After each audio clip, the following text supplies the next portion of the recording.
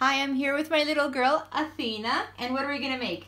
A nice, cute, safe mask. Perfect. All we need is a napkin and your little one's t-shirt, so you can make a perfect mask with multiple layers, and that's really easy to make and right size for your little ones. You take the t-shirt, lay it down, fold the napkin in half.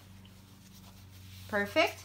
Then fold it down just to right under the armpits, like that. Make sure you check the material yourself, that the little one can breathe.